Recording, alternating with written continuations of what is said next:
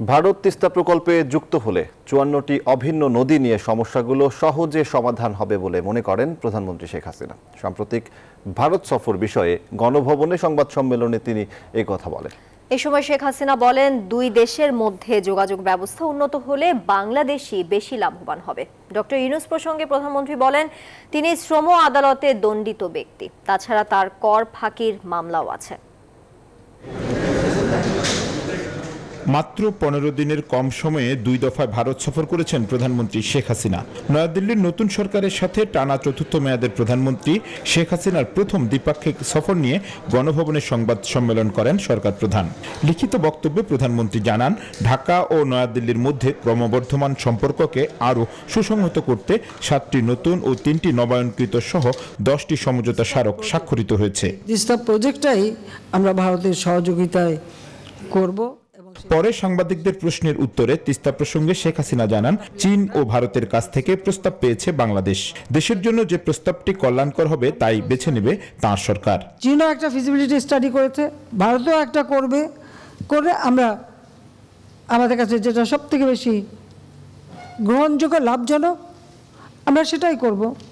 আর যেহেতু ভারতের সাথে আমাদের তিস্তা পানির দাবিটা অনেক দিনের, তো ভারত যদি আমাদের তিস্তা প্রজেক্টটা করে দেয় তাহলে আমাদের সব সমস্যাই তো সমাধান হয়ে গেল। দুই দেশের কানেক্টিভিটি প্রসঙ্গে বিভিন্ন সমালোচনার জবাবে প্রধানমন্ত্রী বলেন, ইউরোপে তো বর্ডার নেই, তাতে তারা কি এক দেশের কাছে অন্য দেশ বিক্রি হয়ে গেছে?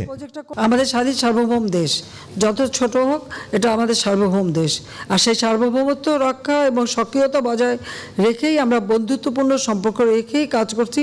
আজকে এই যে আমরা সমস্ত যোগাযোগ ব্যবস্থা খুলে দিলাম, তাহলে সবথেকে বেশি লাভবান তো আমাদের দেশের মানুষ। চিকিৎসার জন্য যায়, পড়াশোনার জন্য যায়, বা অন্যান্য কাজে যায়, হাটবাজার করতে যায়, আজমির শরীফে যায়। ডক্টর ইউনূস প্রসঙ্গে শেখ হাসিনা বলেন, শ্রম আদালতে দণ্ডিত ব্যক্তি, তাছাড়া কর ফাঁকির মামলা রয়েছে তার বিরুদ্ধে। সরকার বা ব্যক্তি শেখ হাসিনাকে অভিযুক্ত না করে মুখোমুখি বিতর্ক করতেও ইউনূসকে আহ্বান জানান শেখ হাসিনা। সংবিধিবদ্ধ সংস্থায় চাকরি করারত অবস্থায় সে বাইরে বিদেশে ব্যবসা করে, আমাদের আইন কি বলে, তারপরে তাকে সবাই মিলে আমরা তুলেছি, এটা ঠিক। তা এখন সব কিছু দোষ আমার। ৪০০ কোটি টাকা দিয়ে ব্যাংক আমি রক্ষা করে দিয়েছি ওনাকে, যে ওনাকে আমার জেলাসি করার কি আছে? সে আসুক না, মাঠে আসুক, চলুক আমার সাথে, আমেরিকা ডিবেট হয় না, চলুক না, আসুক, কথা বলবো। প্রধানমন্ত্রী ভারতের সাথে বাংলাদেশের বিভিন্ন ঐতিহাসিক সম্পর্কের সূত্রের কথাও সংবাদ সম্মেলনে উল্লেখ করেন।